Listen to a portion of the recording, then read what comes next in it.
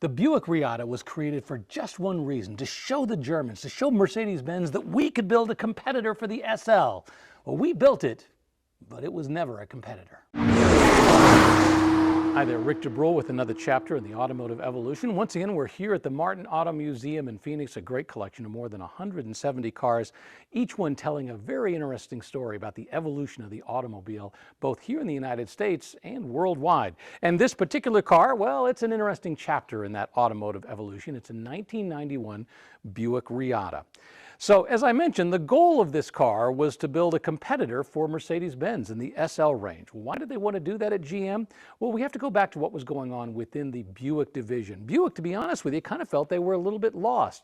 I mean, yeah, they were above Oldsmobile in the General Motors world and just a notch below Cadillac, but they were afraid that the American public didn't really understand that niche, that they didn't really have a good place and understand what it was supposed to be all about. So there were some folks at Buick who thought, you know, maybe it would be best if what we became within General Motors was a sporty, upscale car division.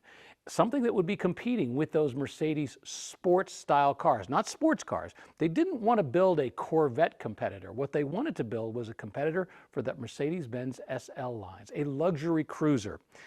So in the early 80s, they began to look and come up with what kind of styling do we want to do? Of course, they wanted it to be a two-seater. They also wanted it to be wide enough that, you know, two people weren't inside crunched up against one another. They had to use the existing parts bin that they had, for example, that had to be built on an existing chassis within the General Motors world. I think in this case, it was a shortened Eldorado chassis that they were going to be building on. They also were willing to say, let's make this what we call a halo car. We're not going to build it in big, huge numbers, but it's going to be something that's special for General Motors and especially for the Buick division. Every one of these cars, when they were produced, was actually hand assembled. It wasn't just an assembly line that was throwing these down the line. These were actually hand assembled. As a result, it turned out to be a little bit more expensive than they were expecting. It was supposed to originally be about a $20,000 car. By the time it finally was released in 1988, well, by then, it was a $25,000 car. There was also another problem that happened at about the same time, and that was a battle within General Motors, right?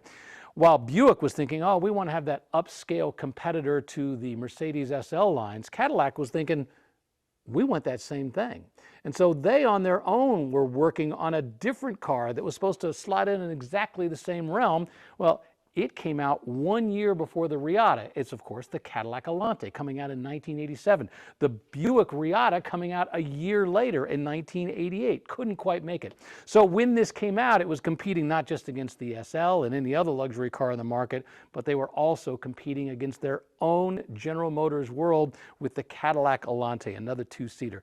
Different styling, different than this, but still, when you were trying to think, oh, do I want a competitor, something other than the SL, you not only had to look at the Reatta, but you were looking at the Alante as well.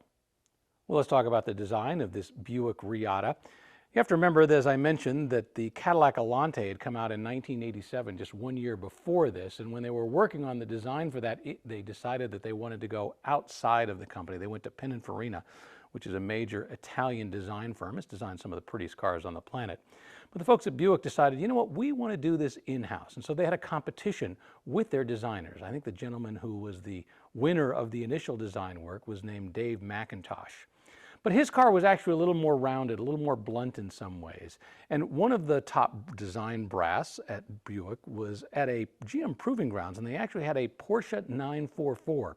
And with that Porsche 944, it had a little bit more of a crease to the fender.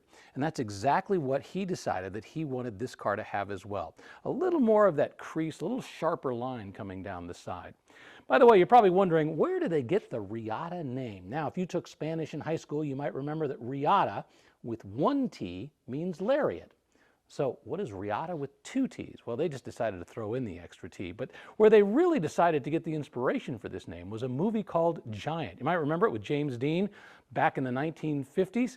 Well, they had the Reatta Ranch in that movie. In fact, James Dean ultimately had his own version of it called the Little Reatta. And so they used that name, Reatta, added a second T just because they wanted to be a little bit different, and that's where they came up with the name for this car. Now, I mentioned they used some styling from the Porsche 944 styling touches, And they also used something from the Porsche 911 as well.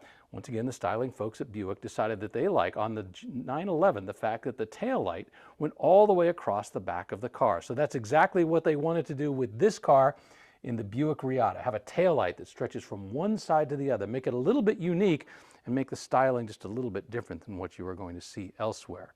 Now, this car is really, I think, looks best as a convertible. Technically, it was a hardtop that they released the first couple years with a manual convertible that they had it. Now they have the tonneau for 1990 and 1991. I think when that tonneau is in place and the convertible top is down, that's when the Buick Reatta really shines. That's when its styling, I think, does exactly what they wanted it to do. They achieved it quite well with the Reatta. They wanted the Reatta to be as advanced as they could for its day, and this engine was an important part of that. 3.8 liters, called tune port fuel injection. It's also transverse mounted, meaning it's sideways up here. It's a V6, so the pistons are going up that way. One of the interesting things that they wanted to do with this engine, though, was they didn't want it to be, well, just another engine. Remember, this was supposed to be a competitor for the SL. They wanted it smoother. As a result, this has a counter-rotating balancing shaft in there, and it allows for the engine to run just a little bit smoother. What this car didn't have back in its day, quite frankly, was a lot of horsepower. Now, they weren't trying to create a true sports car, a high-performance car. What they were trying to do was just create a competitor for the SL range.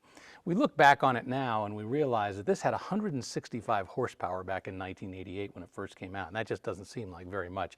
0 to 60 was like 9 seconds. But you also have to remember, for the mid-80s, to be honest with you, that was relatively respectable, that time for 0 to 60, as well as 165 horsepower. By the time they finished the run on the Reatta after 4 years, they got it all the way up to 170 horsepower. But underneath, you know, it had a 4-speed electronic automatic transmission.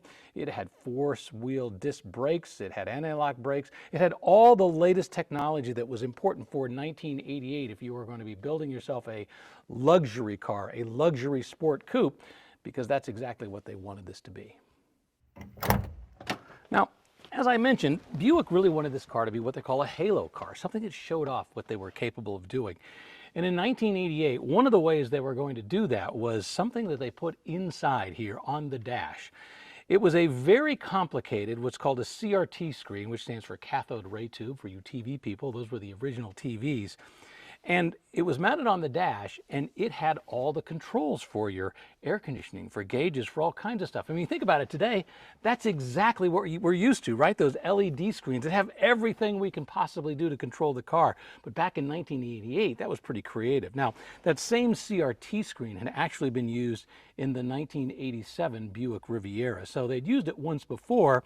They brought it to this car because they thought it was advanced. Once again, they wanted this to be not just another car, something that showed what the division was capable of doing.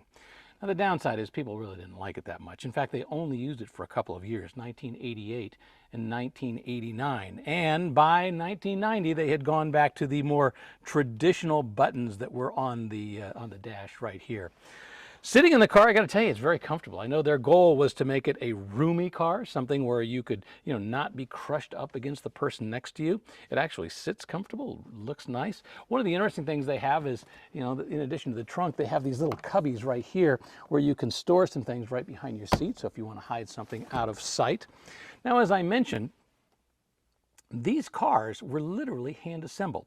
What they did in Lansing, Michigan, they had their special Reatta facility, and they would put these cars, these chassis, on these little computer controlled platforms that would then move from place to place. And that's where the factory workers would then put all the pieces on. Once again, it wasn't going down a traditional assembly line the way most cars are. And just to give it that little extra bit of upscale style, everybody who bought a Buick Reatta, well, they got a nice leather-bound owner's manual. Not one of those paper things. This was leather-bound because, once again, their goal was to make you think that you were buying an upscale, upper-level Mercedes competitor. You might remember that the Buick Riviera used a scripted nameplate on the side of the car. They also had a circle with a little oval inside and a block R. When it came time for the Reatta, though, they wanted something similar but different. And I actually like what they've come up with. It's a much more modern take on the style that they've come up with for the Reatta, and I like how they've outlined it. And really, when you look at their nameplate on the side, it's got a combination of the script and the block letters. Once again, a nice modern take on the way they came out with the Riviera nameplate. So what went wrong with the Buick Reatta? Why wasn't it able to become a competitor for the Mercedes SL class? I think there's a number of factors that really come into play. First is they were now battling with Cadillac, the Elante, which had come out a year earlier, and frankly, it was only doing so-so. But having to battle a car within their own division was difficult. Of course, there was the SL Mercedes range, which had been around, well, since the 1950s. And by the 1980s, it was the go-to car for anybody. If you were in Silicon Valley and there was an executive driving around in a sporty coupe, yeah, that's exactly what they'd be driving, a 560 or a 380, depending upon the year that you were going. And so as a result, this, while it was an advanced car for Buick, it wasn't enough at the right time. You got to remember, it's still the 1980s. American car companies still had a lot of build quality issues. The most successful year that they had for this car, I think, was 1989. I think they sold around 7,000 of them. Numbers dropped the next year. By 1991, the year this car came out, they only sold about 1,500 Buick Reattas. And they might have been able to keep it continued on, but the reality was it was a very expensive car to build. Remember I talked about that build process where it was basically a hand-built car on those little computer platforms? If it had been a little less expensive, if it had maybe a better profit margin, Buick might have said, well, let's keep it going for a little while longer.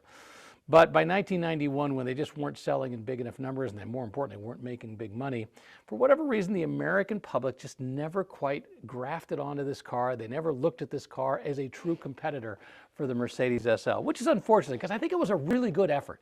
It's not like they did it wrong. I think they had the right engine. I think they had decent looks. The inside is comfortable. I think they delivered on a lot of different levels. And I can tell you that there is a strong Buick Reatta fan club out there. The folks who own these things absolutely love them. But unfortunately today, well, once again, with just a 4-year run, it's just more of a footnote in the automotive evolution.